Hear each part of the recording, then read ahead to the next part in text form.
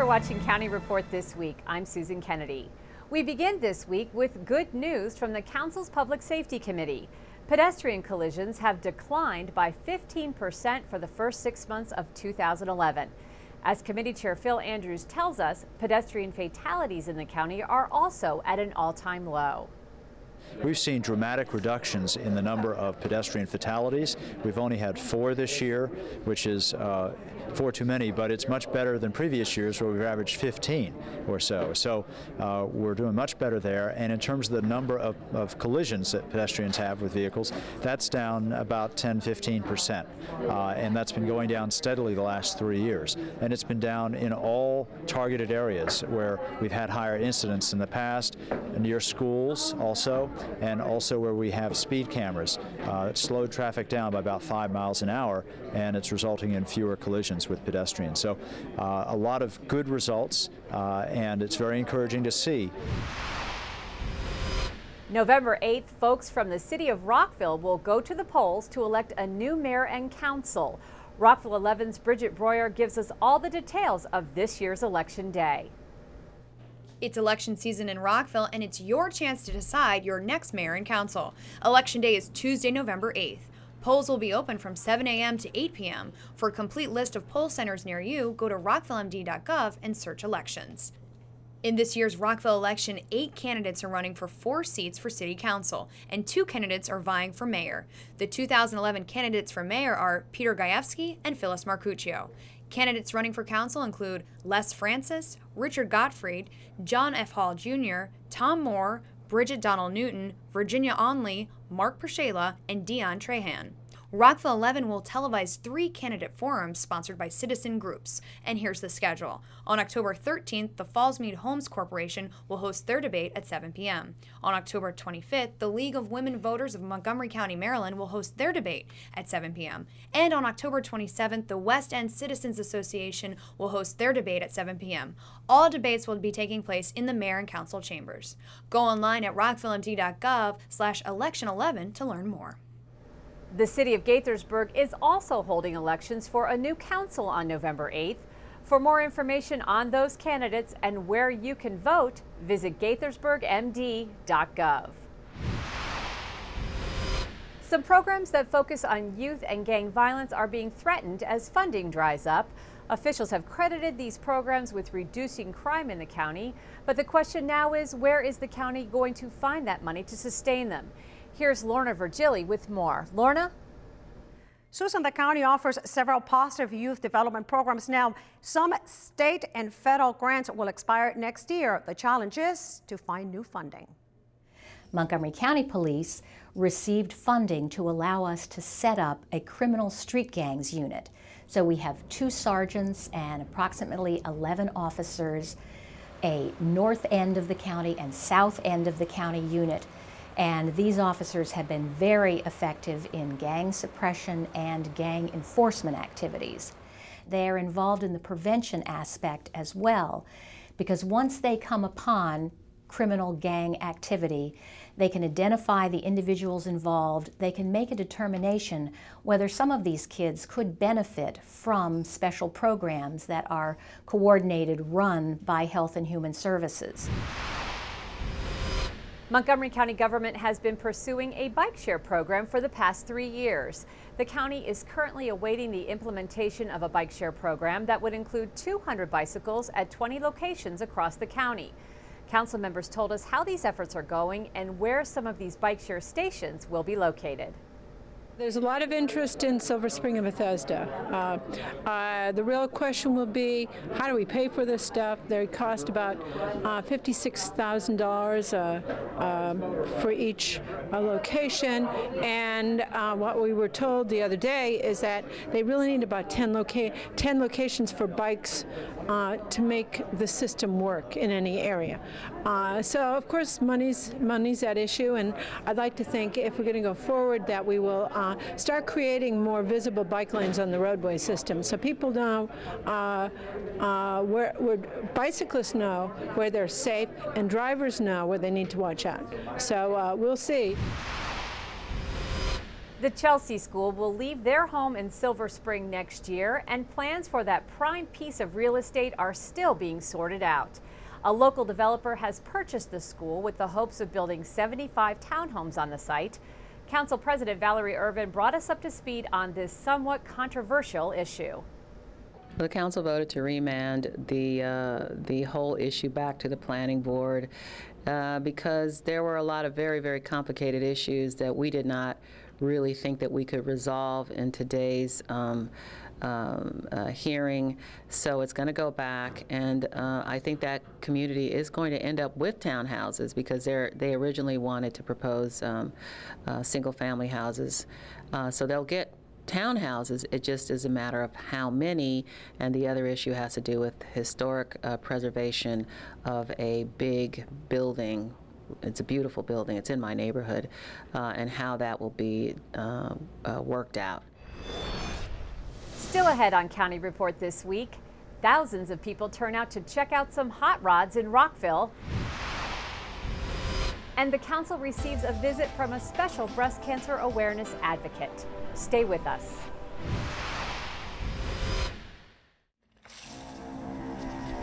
When some people struggle with their mortgage payments, they become frozen, petrified.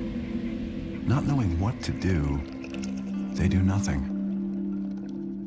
But the people who take action are far more likely to get the most positive outcome. Making home affordable is a free government program. Call now to talk one-on-one with a housing expert about the options that are right for you. Real help, real answers, right now. RBIs and 36 homers. Swings at the first pitch and fouls it deep back into the stands. Chill raw and prepared foods promptly. 1 in 6 Americans will get sick from food poisoning this year. Check your steps at foodsafety.gov. Welcome back to County Report. October is Breast Cancer Awareness Month, and one man is doing his part to spread the word. Marshall Moneymaker is a firefighter in Montgomery County who lost 3 sisters to the disease. He appeared at the council building this week wearing pink from head to toe to help raise community awareness. Pink is a color of awareness. It's designed to make people think, hey, I see a pink fireman or I see a pink ribbon. I need to get my mammogram. I need to get my regular screening. 1 in 8 women will be diagnosed with breast cancer. It's very important that they get those screenings. My sisters didn't do anything. They didn't even do self-breast exams. Early detections, those screenings, those mammograms have saved and will continue to save lots of lives. Marshall told us it is that reaching out that helped him begin the healing process, and that he will continue doing what he is doing for the breast cancer community to make up for not being able to save his 3 sisters. You know, as care providers and loved ones, I did personally, and I'm sure I can speak for them, didn't realize that I was broken, that I hurt. And it started the healing process, and that's how I got involved. And through that process, my cohorts, my fellow shift mates got me the gear as that awareness tool. So doing all this outreach, doing the pink t-shirts, it's not only helping the community, but it's also helping us heal as persons that have, you know, been there for someone that we've lost or someone going through the disease. The Rockville Antique and Classic Car Show will celebrate its 50th anniversary this year. The annual event features 24 car clubs, more than 500 antique and class automobiles, including a race car display, and a flea market dedicated to cars. Held every year on the grounds of Glenview Mansion at Rockville Civic Center Park, the event is known as the premier non-judged auto show in the region. Rockville 11's Isaac Asari covered the event.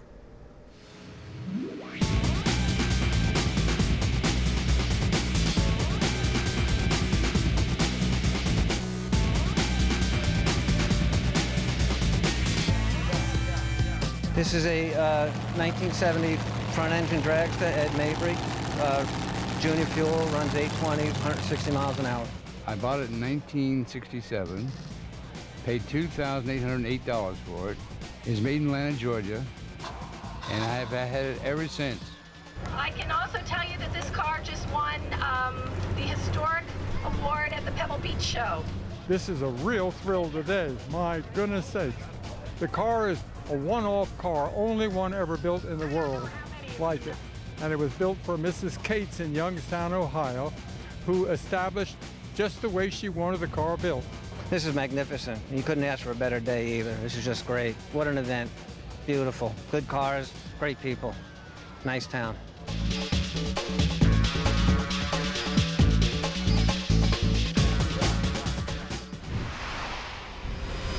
Montgomery County Police have made a breakthrough in a case they've been working on for several years, and Officer Rebecca Innocenti is here to tell us about how they did it. Rebecca, give us the details. Thank you, Susan. On January 28, 2002, Montgomery County police officers responded to an office building on Fenton Street in Silver Spring for an assault that had occurred. Employees had arrived to their office early in the morning and discovered their 48-year-old female coworker lying unresponsive on the floor and suffering from blunt force trauma to her head. Now, she was transported to a local trauma center where she did survive from her injuries. While on scene, officers discovered that a burglary had also taken place. And employees did state that this female employee had told them that she might come to work on that Saturday to catch up on some of her work. Now, detectives collected evidence from that scene, and it included DNA that they believed to be from the suspect. They entered it into a national database, and in May of 2010, the police department was notified that the DNA taken from that crime scene had been matched to a suspect. And that suspect has been identified as Carol Richard Leach, age 70, of Northeast DC. Wow, that is fascinating. So what did police do from there? Well, detectives did revisit the case. This was a 2002 case, looked at all the evidence, and on September 30th of this year, they served Mr. Leach with an arrest warrant for first-degree assault and second-degree burglary in connection with this case. So he is in custody at this time? That is correct. Okay, great police work. Thank you very much. Officer Rebecca Innocenti, Montgomery County Police. All three Montgomery College fall sports teams are flying high this season. Here's MCTV's Michael Brown with a report. This fall is shaping up as one of the most outstanding seasons in the long history of Montgomery College athletics, as women's soccer, men's soccer, and women's volleyball are all currently ranked in the national and Maryland JUCO top 10. Women's soccer under head coach Kelly Wakeman is ranked 4th in the NJCAA and 2nd in Maryland JUCO. This year's excellence continues a trend that began when Wakeman was hired a few years ago. But this season may be the most impressive in the Wakeman era because they're playing one of the toughest schedules in the country. And her team has responded to the challenge, beating several national powers along the way. Individually, the team dominates the Maryland JUCO stats with 4 players in the top 10 in scoring: Anna Bolanos, Barbara Monsky, Sonia Bosma, and Hiba El Kabli. And the Knights' keeper Tiffany Wilson is ranked 2nd with a miserly .94 goals against average. The men's soccer team is keeping pace at number 7 in the national poll and 2nd in Maryland JUCO. Defense is always a strong point for head coach Steve Nakamura's teams, and this year is no exception. But the team's offense is much improved over last year, and that's been a difference maker. 3 Knights, Benjamin Eritri, Samir Dira, and Mamdou Nagan, are all ranked in the Maryland JUCO top 10 in scoring. And the Knights' always stingy defense is anchored by keeper Tim Ostermeyer, who's ranked number 8 in Maryland JUCO in goals against average. And the resurgence of the women's volleyball team continues under head coach Amir Mafinejad. This program has shown spectacular growth and is currently ranked 8th nationally and 2nd in Maryland JUCO. This is all the more impressive because this is a young team that graduated their core from last year's squad, which came in 6th in the country. They started the season by winning the Howard Invitational and haven't slowed down. Individually, they dominate the Maryland JUCO stat sheet. Tori Keno is 4th in hitting efficiency, 9th in digs, and 2nd in kills. Kelly Moskowitz ranks 8th in digs. Kim Lamb is 2nd in assists, and Dijona Cobbs is number 1 in blocks. And with the postseason fast approaching, all 3 teams look poised to make some serious noise in both Maryland and the national tournaments. Still to come on County Report this week, Board of Education members reach out to the community to hear what residents value in their schools. And some county kids get a lesson in bike safety by using their imaginations. We'll be right back. Hey guys, are you looking for a place to hang out on Friday nights? Then check out the Teen Escape Club. We meet once a month at the Youth Cafe, located at the East County Community Center in Silver Spring. So what goes on at the Teen Escape Club? Lots of cool things. TEC's programming team is made up of high school students, so you know it's what we like. Open mic nights, poetry slams, music performances, art contests, DJs, dancing, carnivals, video tournaments, an annual talent competition, and everybody's favorite, food! At TEC, you can also learn about applying to college or even perfect your writing skills at a spoken word expo. The Teen Escape Club meets throughout the school year. To find out the exact time and dates we meet, or if you want to become a member of the TEC programming team, go to montgomerycountymd.gov/rec. See you at TEC! Welcome back to County Report this week. As the county school system begins its budgeting process, the Montgomery County Board of Education invites all stakeholders to provide feedback and direction on what they value about our schools. And that is exactly what community members did at the first two community conversation events. We are very, very excited to have you here and to participate in what I hope will be a very rich and rewarding dialogue. Parents, students, and community members from across the county participated in the Board of Education's Community Conversations event at Northwood High School. Attendees were asked to put themselves in the position of a board member as they discussed how the school system can maintain its commitment to excellence and equity during these challenging economic times. This is really the moment to band together as educators, as parents, as students, the folks who work in the building, to really say, these are the pieces that we need to keep moving in the right direction. Attendees worked in small groups to prioritize the importance of many school system programs, initiatives, and values. We value the inclusion of special education students in the general education setting. We value the different language immersion programs at the elementary school level. And also the rigorous academic curriculum. We value the people, staff, for making sure that the students get the best education as possible. They're very dedicated and amazing. And also we value that the administration is open to new ideas. Groups listed their priorities, which included class size, the arts, early education, technology, staff training, safety, and after-school programs. All the information from the event will be compiled into a comprehensive report, which the board will use during this year's budget process. This is a tool that really helps to give us some guidance, and we appreciate the opportunity to hear from community members and to get that guidance through their input. It was a good opportunity to share and to participate. I really appreciate the fact that there were students here tonight. In looking at the budget for the upcoming year, we're concerned about maintaining the success of the programs that are in place. To attend the next Community Conversations event on October 27th at Watkins Mill High School, register by calling 301-279-3617. This year's 2012 school budget was $17.4 million less than last year's budget, even with an increased enrollment of 3,400 students. And enrollment is only expected to grow. Forecasts predict another 8,000 students by 2016. There are a lot of planned activities available through the Montgomery County Department of Recreation. But sometimes when those activities don't go off as planned, imagination can be the best teacher of all. Don't know. Linda Panagoulis is the director of the Montgomery County Community Recreation Center in Damascus. Linda was about to do something she loves, teach children bike safety. She and her staff started by giving the children biking tips. Stop, show me a stop sign. After the classroom lessons, it was time for Linda to give the children their helmets and bikes and go to the obstacle course. Then Linda got a phone call.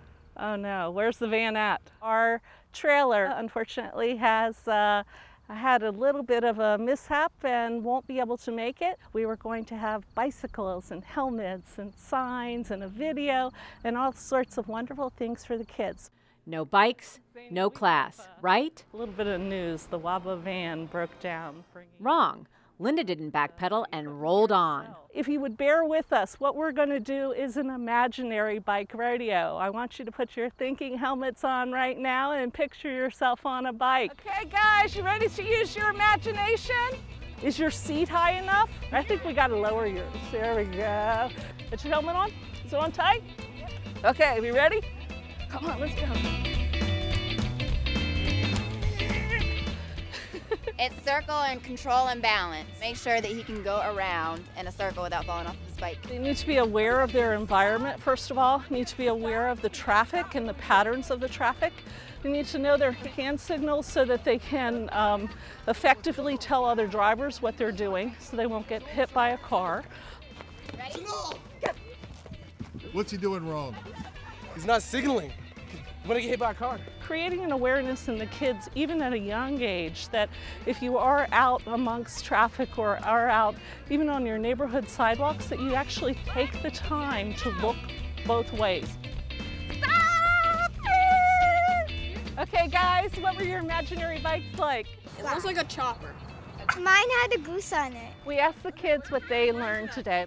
I have to wear a helmet and knee pads. But I also learned our kids have a wonderful imagination and they can learn anything we teach them with a little bit of time and effort. We can do it again another day though. Yeah, with bikes.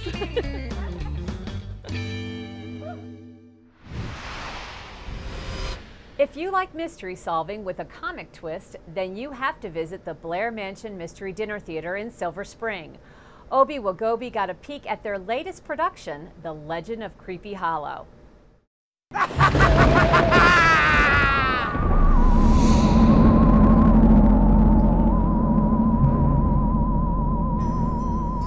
It was a dark and stormy night. Actually, it was a beautiful sunny day.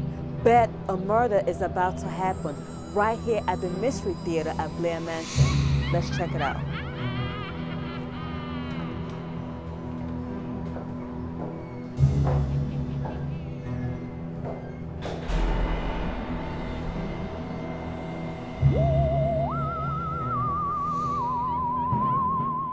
Blair Mansion is the only murder dinner mystery theater in the Silver Spring, Washington, D.C. area.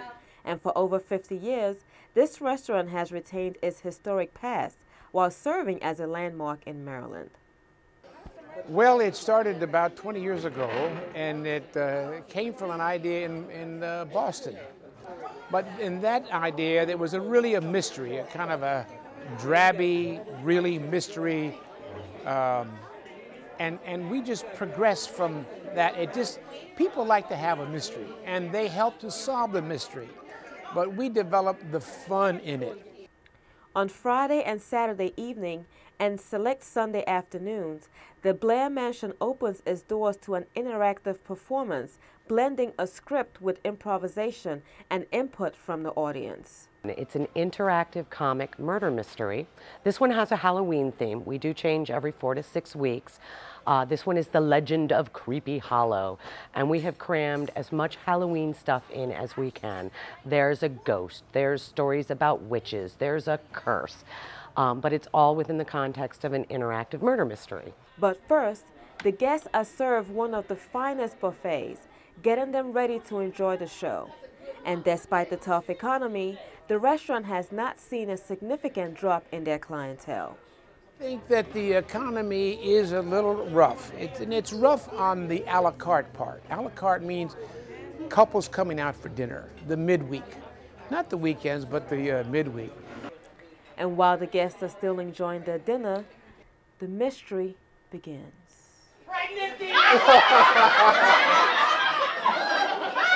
If you want something different at an affordable price, be sure to visit the Blair Mansion Mystery Dinner Theater.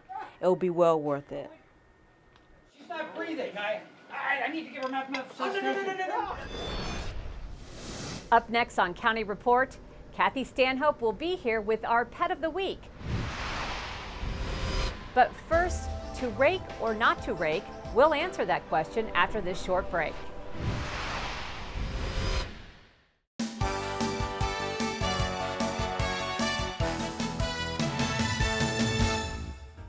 All three MC Fall sports teams are enjoying terrific seasons. The women's soccer team, the men's soccer squad, and the women's volleyball team are all ranked in the national top 10. And players from all three teams are also ranked in the top 10 in several key statistical categories. 4 students from MC's Germantown campus recently traveled to Atlantic City to volunteer with Designing for Hope, an organization that provides dream bedrooms for critically ill children. They transformed empty rooms into beautiful spaces for the children to rest and recover. Mark your calendars for MC Germantown's new speaker series, Athenaeum Symposia, with nationally known speakers scheduled to discuss a variety of provocative topics. All lectures are in Globe Hall and free of charge. For more information about the endless possibilities at your community college, visit our website. Welcome back. In this week's Clips and Tips from Brookside Gardens, Phil Normandy tells us the benefits of not raking your leaves in the fall. Oh, hi. I'm Phil Normandy, Plant Collections Manager here at Brookside Gardens in Wheaton, Maryland. Fall's here, and you know what that means. Nope, not trick-or-treaters, not Halloween, but leaf season. Don't you love leaf season? Today I want to talk to you about an easier solution to that onerous task. Don't rake your leaves. Grind them up. This means running over them with a lawnmower many times until they are chopped very fine. So here's the results of our own mowing of our own leaves here at Brookside Gardens. It's not neat and tidy perhaps, but these leaves have been run over by a lawnmower a couple of times and chopped, and by next spring they'll be totally invisible. This will nourish the turf, cutting down on the use of fertilizers, and it will mean you don't have to pick anything up, put it at the curb, have it picked up, and most of all, it cuts down on your labor. It does mean that you have to mow several times over the season to chop them up, but you will find that you won't even see these by spring. This is just one of the many green practices that we are implementing here at Brookside Gardens. In our Pet of the Week segment, Kathy Stanhope has a young puppy named Magic who might just be the perfect companion for you. Hi, this is Kathy Stanhope with the Pet of the Week at the Montgomery County Humane Society, and I'm here with Magic. Magic is a 1-year-old give-up. He's a very energetic little dog, as you can see. He is a Schnauzer poo. He's half miniature Schnauzer and half miniature poodle. He's a dark gray and he's just adorable. He's so friendly. He does maybe use a little, he could use a little training. I'm told that he does like to counter surf and he has a few puppyish traits, but he loves to be groomed. He loves to ride in the car. He loves everybody. He's a friendly little dude, very sturdy, very lively, and he's just a great pet. He likes people, he likes cats, he likes pretty much everybody who's around him. This little dog would be a good candidate for the foster program. If you're not looking to adopt right now, you might think about fostering. When you foster, we take care of the expenses, we help you find a home for the dog, we just have you take care of the dog, which gets the dogs out of the cage, which makes that particular dog very happy, and which also has the added benefit of making room for another dog that we could put in the cage here at the shelter. So if you do foster, you're actually saving 2 lives, the dog that you're fostering and the dog that you're making room for. So visit our little Magic here at the shelter or online at mchumane.org, or give us a call at 240-773-5967 and find out about adopting Magic or even fostering them. And finally, Councilmember Nancy Florine has been chosen to chair the regional kickoff party for the Key to the Cure, a national 3-day shopping event designed to raise funds for cancer research and treatment. This area's event will be held at Saks Fifth Avenue in Chevy Chase. Women, and in particular women in Montgomery County, are hit really hard by breast cancer. Right now, this week, Suburban is partnering with Saks Fifth Avenue to kick off really a national program of to raise money for women's cancer research. So they're having a big event this week. There's going to be lots of fun. I'm bringing a lot of breast cancer survivors from Rockville to come and enjoy the festivities and hopefully raise some dollars for what's a really important health initiative. Well, that does it for this edition of County Report This Week. Be sure to tune in again next week for a look at what's going on inside Montgomery County. Thanks for watching.